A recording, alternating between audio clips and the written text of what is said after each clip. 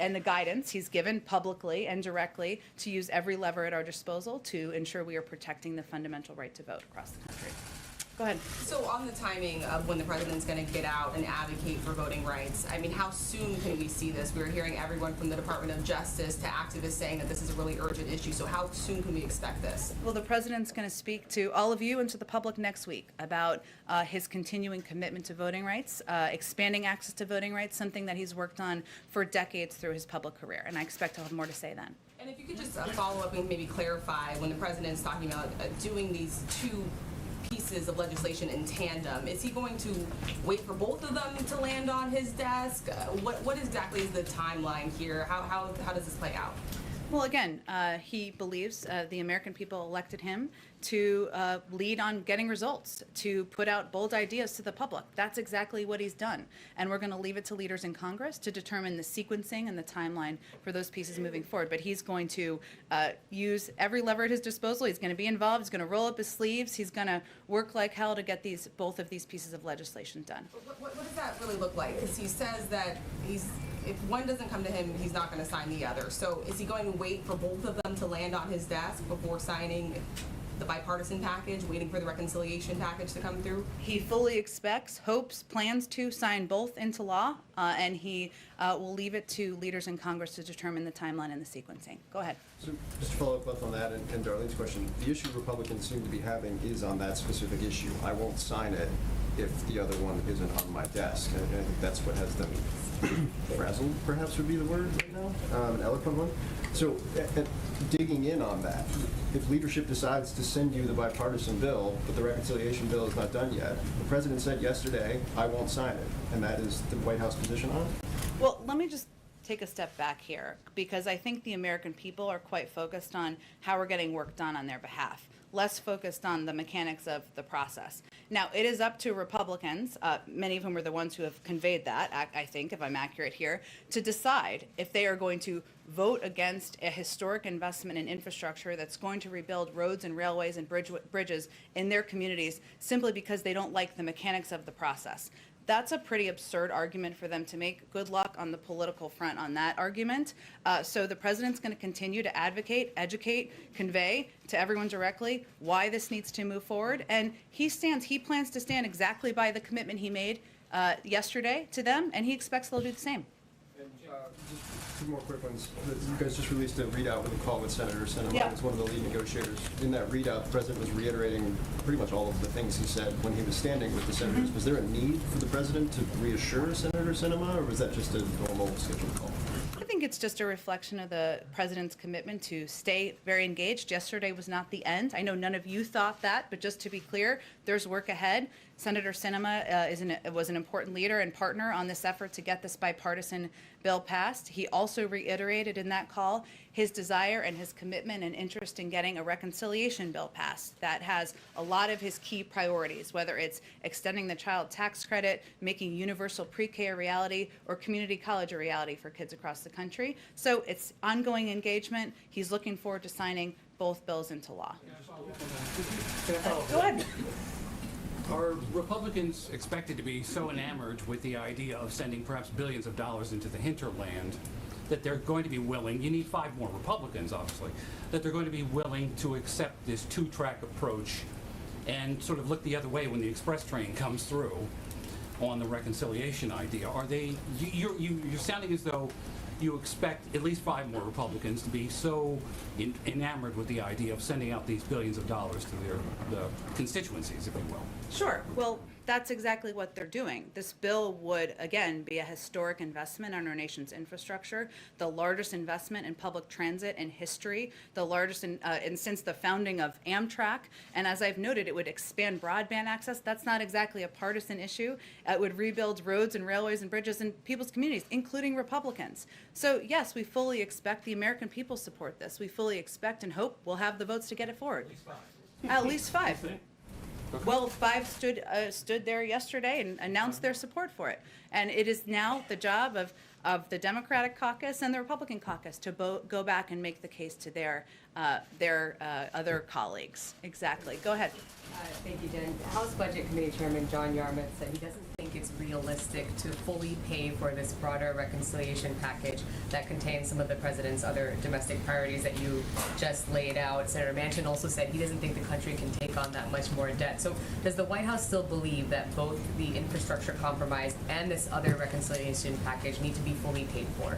The president's proposed a number of ways to pay for these packages. Obviously, there was agreement already on the pay-fors for the infrastructure bipartisan deal, which was agreed to by the 5 Democrats and the 5 Republicans who stood outside with the president just yesterday.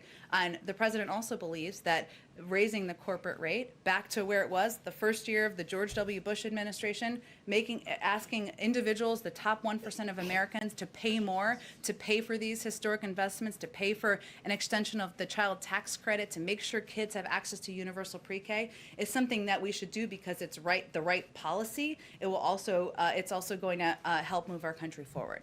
One quick question on Afghanistan. Can the president declare a true end to the war if the U.S. is planning to keep 650 troops in the country to provide diplomatic security, as well as several hundred additional troops to maintain security at the Kabul airport? Well, again, I would say the president was clear from the beginning that we anticipated and planned to have a diplomatic presence on the ground, and so he's doing exactly that. Can I follow up on that, Jen? Sure. On Afghanistan, and then I have a follow-up on something else, but on Afghanistan, if we're keeping people there, what's the contingency if, in fact, the Taliban takes over the country? Do you have a contingency, does the administration have a contingency for that? In what regard? Well, what will For you the do? safety of our Well, I men and understand women the serving safety, in but- Kabul, or I understand the safety of our people, but what about the safety of the country? We've been there for X amount of years. Are we going to reinvest more people? If that's the case, will there be boots on the ground?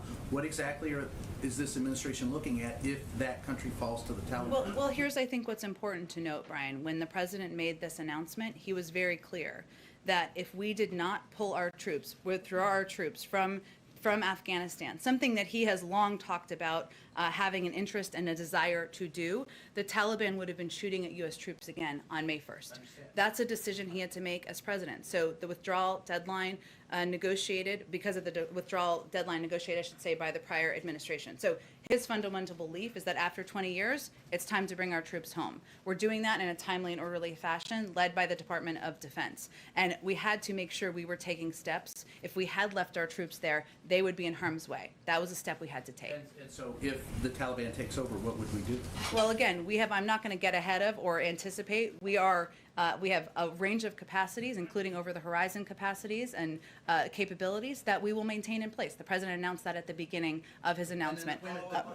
Follow up. The other question is this administration prepared for? We've heard rumblings from the former president and his supporters about August and the inevitability of him being reinstated. Is this administration prepared to meet the challenge if, in fact, they press that issue in August? I mean, we've already seen an insurrection. What would this administration's actions be if that is pressed in August? The president is prepared to continue to govern and lead the United States of America, and of course, should there be an elevation and escalation, that is something we would certainly monitor and track as well. Go ahead, Jackie. On reconciliation, before the president made this statement yesterday, had there been any understanding between the president and the GOP senators who were negotiating that these two deals would come in tandem? Had the Republican senators expressed an understanding to the president that that would happen? Well, Jackie, I think the point I was trying to make earlier is that it's something the president stated publicly many times, and certainly he was consistent with that case made privately, as were our negotiating team, that he anticipated these initiatives would move forward on a dual track. And I would also note that when we say budget reconciliation, and just to make it like in human speak, what we're talking about here is a budget process that includes the American Families Plan, which is the president's idea he proposed. I don't think anyone expects that he was going to walk away from his own proposals. And the Republicans had expressed an understanding, level of understanding that would happen. I'm not going to I'll let them speak for themselves, but again, the president said this, as we did multiple times publicly. And then on reconciliation, reconciliation, what are the red lines and the must-haves, and is the same team working with Congress, Ricchetti, Terrell, Deese, about the next steps in the reconciliation? Well, package? earlier this week, today's Friday, I think it was Wednesday, we did have a number of those individuals you mentioned, as well as Susan Rice was a part of the team, and there may have been one or two other people who went up to the Hill to talk about the budget reconciliation process. We're obviously at the early stages of that. There's a lot to discuss and negotiate, including among Democrats, so we'll let that proceed in the coming weeks. And then with the DOJ suing Georgia, is this the beginning of more lawsuits against similar efforts in other states? Has the White House expressed any concern areas as they take on voting rights and initiatives like that? I'll let the Attorney General and the Department of Justice speak to that and what their plans are. They probably won't preview them, I would expect. But I think it's just a reflection of the fact that the president has conveyed his priority is using every lever at his disposal to protect the fundamental right of people in this country to vote. Go ahead, What's your timeline for these two pieces of legislation? I don't have a new timeline to predict for you here, Steve. Again, Speaker Pelosi has been doing this a while. I don't know that there's anyone better, and we're going to work with her, Leader Schumer, and others to make sure we get these bills signed into law. On the Afghanistan meeting, is the president going to talk about a negotiated political settlement? Is that still possible in Afghanistan? A political path forward is certainly one that we continue to support. We have a negotiator, as you well know, who is monitoring and closely engaged in that process, and so that is certainly ongoing and will be a part of the agenda. Go ahead. Yeah, thank you. On Afghanistan, in terms of SIV applicants, Sure. the president said yesterday this would be a topic in the meeting today. Yeah. Can you provide clarity on what neutral locations these applicants will be moved towards? And then also, will that withdrawal include those who have already fled Afghanistan because of a fear of retaliation to places like Jordan or Egypt? Yeah, so let me give you information on where we are, and it's unfortunately not going to answer every single question. Some of this we're not going to be able to outline for security reasons. But we have identified a group of SIV applicants, special immigrant visa applicants, who have served as interpreters and translators, as well as other at-risk categories who have assisted us. They will be relocated to a location outside of Afghanistan before we complete our military drawdown by September. In order to complete the visa application process. So they will do it from another location. The additional details of that, I'm just not going to be able to speak to from here. Did you say a number, though, on I how don't many? have a number to outline for you, and it's unlikely we will, because we are going to, those are the categories that we are prioritizing. I'd also note that these are individuals who are already in the SIV pipeline, and so we'd undertake any relocation in full compliance with U.S. law. And just a follow-up. I know I've asked about this a good amount, but from my colleagues as well. We Sure. reported yesterday that the administration would lift Title 42 in a phased approach this summer. Does this summer look likely? And here's a new addition to that question. What will be the administration's plan once that policy is lifted? Will it be centered on deterrence? Will it be prioritizing restoring the asylum system? Well, first I would say on the second part that of course we want to restore the asylum system and we want to make it more operational. We want to make it more humane, and there's a lot of work we need to do after the disaster of the last 4 years on this front. In terms of the timeline of Title 42, I know I keep saying this to you, and I apologize, it's the same answer, but that is a decision that will be made by the CDC. I have nothing to preview for you in terms of the timeline. Go ahead, Karen, go ahead.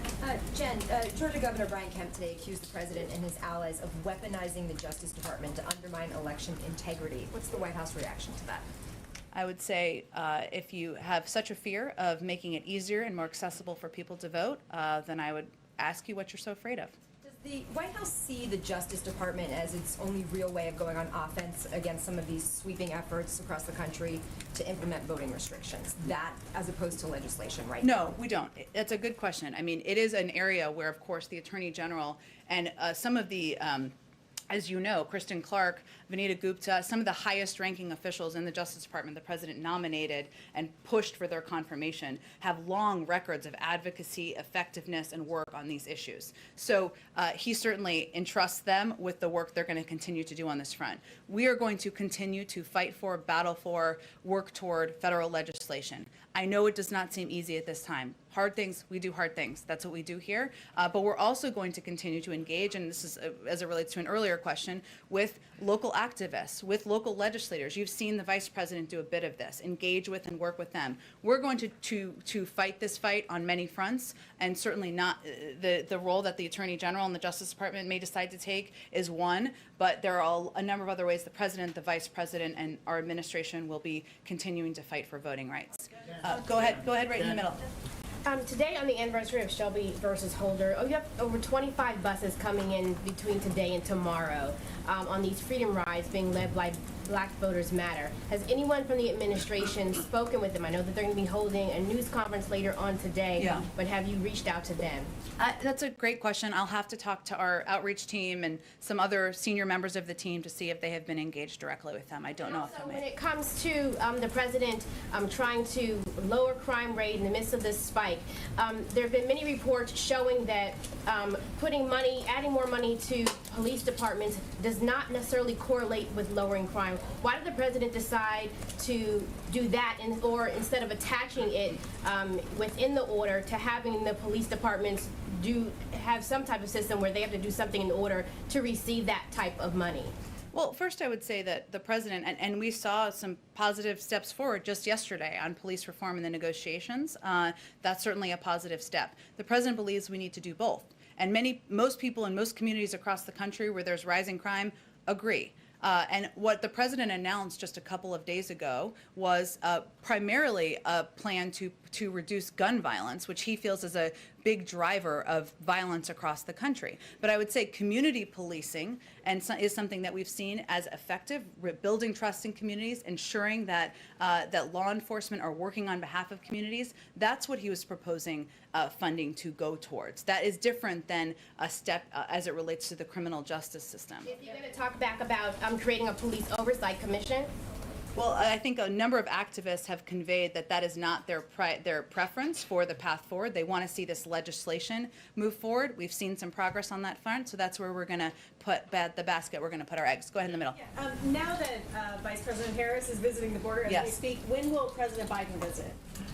I don't have anything to predict for you or preview for you. As the president has said, the vice president said back in March she'd be open to visiting the border, and if it's constructive and moves the ball forward for the president to visit it, I'm sure he may. But we come with a bunch of people, as you all know. On voting rights, I just want to be clear. Are you saying that the White House had no contact with the Justice Department about this decision to move forward in Georgia?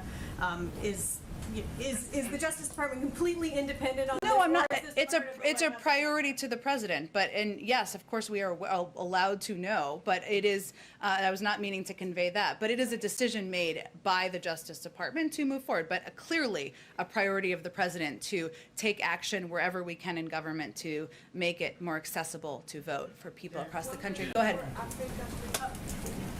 Let me go to her first, and then I'll go to you. Thanks, Jen. When you talk about engaging at the state level voting rights, Yeah. what does that look like?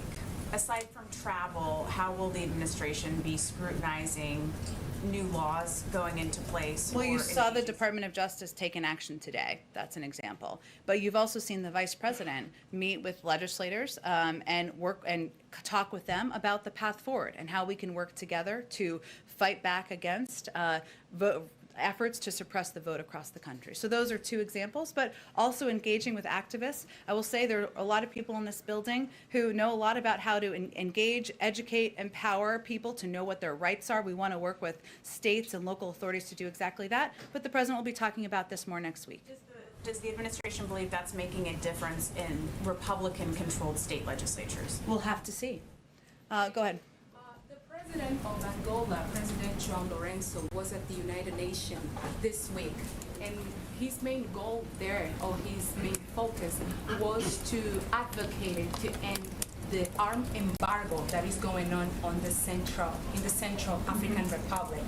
And President Lourenço is now the acting president of the International Conference on the Great Lake region. So he knows the area. He has done a lot of work to bring peace and security in this region. That's why he advocated strongly to end the embargo. But the United States wants to continue the embargo. Do you know what is the main reason, or what is the interest of the United States to keep the embargo on the Central African Republic? I'd really point you to our UN ambassador, Linda Thomas Greenfield, or the State Department for that question. Go ahead. I just have one more. I think we have to move on. Go ahead. Is there any situation in which the president would sign the bipartisan infrastructure deal without an accompanying reconciliation bill? The president fully expects and plans to sign both pieces of legislation into law. Okay. The end of the Supreme Court term is next week. Does the president or the White House expect any retirements, and what would the message from the president be to a justice who might be thinking about hanging out the rope? It's a decision for them to make as an individual, and he would support whatever decision they make. Go ahead. President Biden met with financial regulators earlier this week. I'm wondering if there's any discussion about buy now, pay later companies, so like Klarna, Affirm, Afterpay. These are becoming very popular in the U.S. in retail transactions, and Europe recently made moves a few months back to regulate them. Is there anything you can tell me about that? You know, we provided a readout of the meeting and what the focus of the meeting which was to provide an update on the state of the financial markets, to talk about how they can work to make credit more accessible. I just don't have anything more to read out for you. You could certainly reach out to any of the regulators if they want to speak about anything they raised, but I don't have more of a readout from here. No discussion from the White House on that. I would point you to the regulators. I don't have any more to read out from here. Go ahead. Jen, the president is meeting shortly with President Ghani and Chairman Abdullah. They met yesterday with the Senate's minority leader. And after that meeting, he called for a reversal of course by... Important to take a step back and remember what we inherited. One, the lowest number of U.S. and partner forces in Afghanistan since the early days of the war. Two, an agreement between the United States and the Taliban to draw down all U.S. troops by May 1st, just 3 months after Inauguration Day, a very short timeline. And three, a military stalemate between the Taliban and Afghan forces. That's the hand we were dealt. The president made a decision, which is consistent with his view, that this was not a winnable war, to bring the U.S. troops home after 20 years of fighting this war. And a big part of that decision was also around the fact that if we left our troops there, our troops would be at risk because the Taliban would be shooting them by May 1st. That's the basis of it. Are there challenges to it? Of course. Will we continue to be engaged, as is today is evidence of, with the government about how we can continue to provide humanitarian security support? Yes, we will. Will we have a presence on the ground? Yes, we will. But that was a decision the president made with all of those factors involved. Go ahead. Thank you. Good to see you again. Oh, hello, Goyal. How are you? Thank you. Good to see you again. Good to see you. Quick two questions, please. One on U.S.-India relations, of course. Prime Minister Modi have spoken with President Biden a number of times. And have they, at the level of moving forward U.S.-India relations now between the two of them, and as far as the vaccine is concerned, and where do we stand? Well, I would say, Goyal, that India is an incredibly important partner to the United States in the region and globally, and we work with India on a range of issues, as you well know, economic, strategic, security, and the United States certainly took a range of steps as India was at the early stages of dealing with a rise in the pandemic to help provide a range of assistance, and we will continue to do that moving forward. Go ahead. I'm sorry, Goyal, we're going to run out of time, so I just want to get to as many people as possible. Go ahead. Sure. Texas Governor Greg Abbott released a statement saying that he would have preferred the vice president went to the Del Rio sector or the Rio Grande area. Any response to that? And secondly, was there any communication between the vice president's office that you can tell us about with the governor's office about a potential meeting? A meeting with the governor? Between the vice president and the governor. I am happy to check with them and see if there was or if that was ever a part of the plans, and I'll get back to you on that. To his criticism about where she went today. Well, I would say the purpose of the vice president's visit, as we've outlined, was to, she's long said she would be open to visiting the border. She's doing that with Secretary Mayorkas, who oversees the border and has helped lead a range of progress there that we've seen over the last couple of months. And there certainly is a connection between the important work the vice president's doing in the Northern Triangle, where we've also seen a reduction in migration of unaccompanied children since March and since April. So that's the purpose of their visit. In terms of direct consultation with the governor, I'm happy to check and see if there's more I can read out for you. Go ahead in the middle, in the back. Thanks. Yeah, go ahead, and then I'll go to you right in front of me. Go ahead. On the governor's, the meeting with Western governors next week, can you tell us anything about which governors are invited, what we can expect to come out of Sure. that meeting? And then specifically, the president mentioned he was surprised at just how little federal wildland firefighters are paid. What would the administration do about that? Well, one, we could pass a federal minimum wage, which would represent a higher wage than it seems the firefighters are getting. But certainly he will continue to advocate for additional support and assistance for the men and women serving as firefighters around the country. Let me give you a sense of the governors coming. So the meeting first will focus on how the federal government can improve wildfire preparedness and response efforts, protect public safety, and deliver assistance to our people in times of urgent need. As a former local elected official himself, maybe he will always feel that way in his heart, I think. He feels it's really important to engage directly, sit with people as you can, either remotely or in person, to really discuss what the holdups are, what the challenges are, how can we help be better partners from the federal government. So this is an example of that. Governor Kate Brown, Governor of Oregon, Governor of California Gavin Newsom, Governor of New Mexico Michelle Lujan Grisham, Governor of Wyoming Mark Gordon, Governor of Colorado Jared Polis, Governor of Utah Spencer Cox, and Governor of Nevada Steve Sisolak will be the governors who will be in attendance. Could I just confirm that Governor Little and Governor Jim Forte are not invited?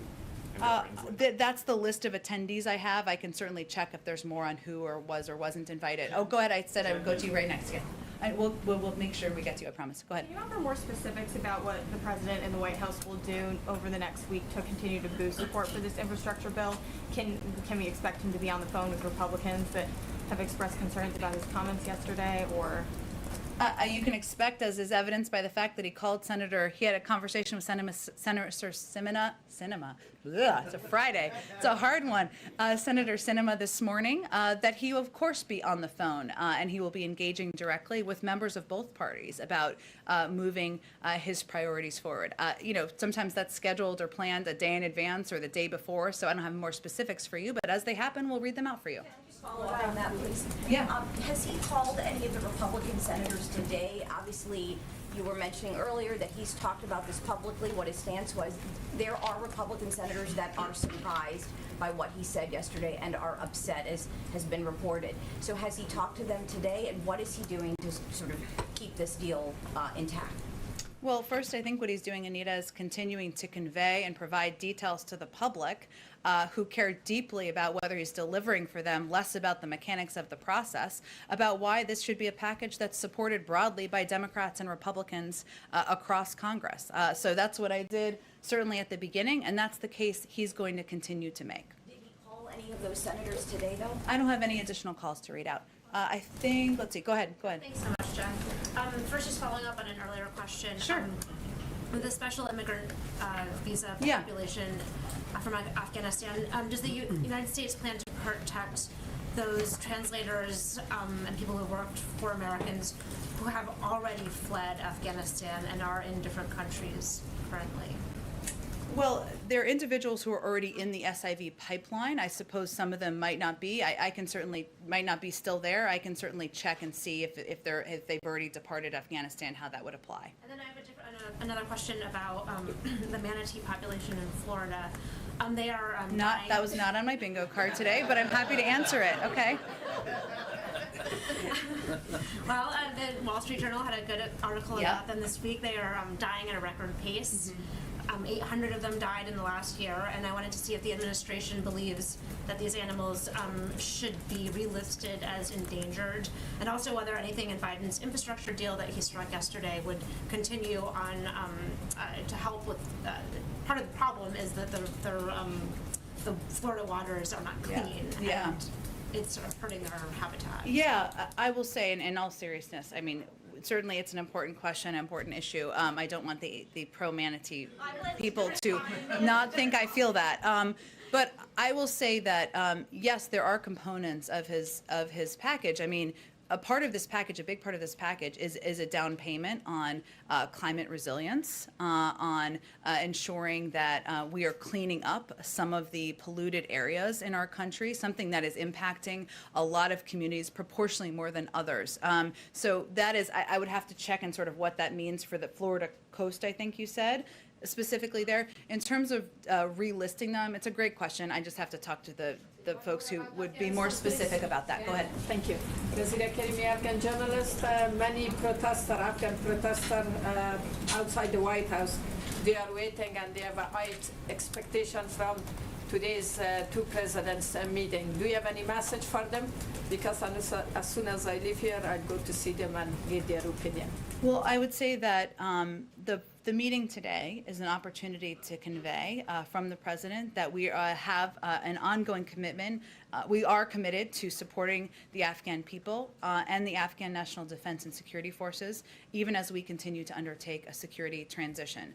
The president is also going to emphasize during this meeting the need for unity, cohesion, and for the Afghan government to focus on the key challenges Afghanistan faces. And so, as you noted, we'll welcome both President Ghani and Chairman Abdullah, and one of the most important messages he will stress is that they need to have a united front as Afghanistan continues to address security and other challenges.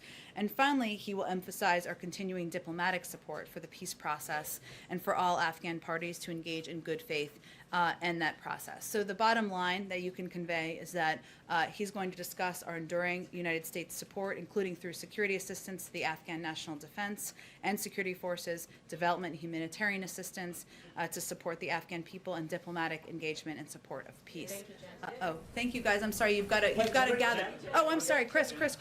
And then I want to go to Amna because it's her first time too. So okay. All right, Happy Pride. I know we're running short on time. I'm just going to smush my multiple inquiries today on the LGBT developments into one, and that is.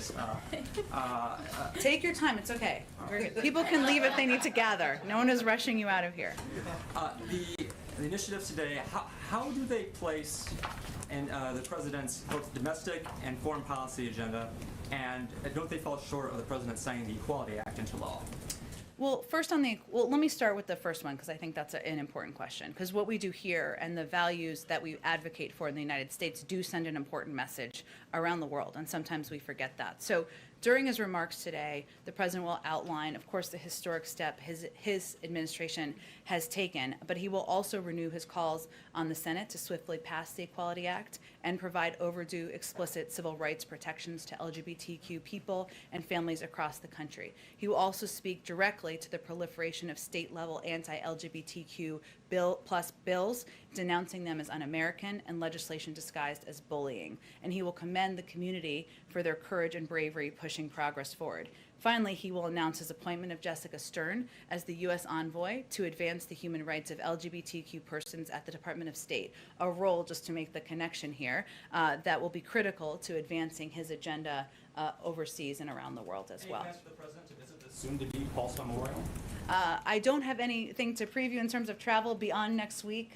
We don't work too far ahead in planning around these parts, but certainly the fact that he's signing this legislation today sends a clear message about his commitment to the LGBTQ plus community and to commemorating what was a tragedy in our nation's history. Okay, last one, and then everybody can gather. The news hour has been in touch with Taliban spokesman Sohail Shaheen, ran by him the reports of hundreds of additional U.S. forces staying beyond the withdrawal. This is his response. He says it's a violation of the commitment and the agreement made by the U.S. It jeopardizes the peace process and could pave the way for continued prolonged war. So what's the White House response to that? I would say first that we have been very clear, and the president was when he made his announcement about his plans to withdraw troops, that we plan to have a diplomatic presence on the ground, including a security presence to protect our diplomatic presence on the ground. And that's something that has been a part of the discussion from the beginning. Beyond that, I certainly would have to talk to our national security team if there's more. Just one more quick one. The family of Mark Frerichs, a U.S. Navy veteran who is still held hostage in Afghanistan, is worried that as U.S. troops continue to leave, you've lost all leverage in any efforts to free him. So what's the president's message to his family? The president's message is that he will continue to fight every day of his presidency to bring Americans home who are detained overseas, whether it's in Afghanistan or any other country around the world. Again, we will have a diplomatic presence on the ground. We will continue to work closely with the government with security support, humanitarian support, and there needs to be a continued political process, ongoing negotiations. That will be part of the president's message today when he meets with the leaders. Thanks everyone so much. Happy Friday.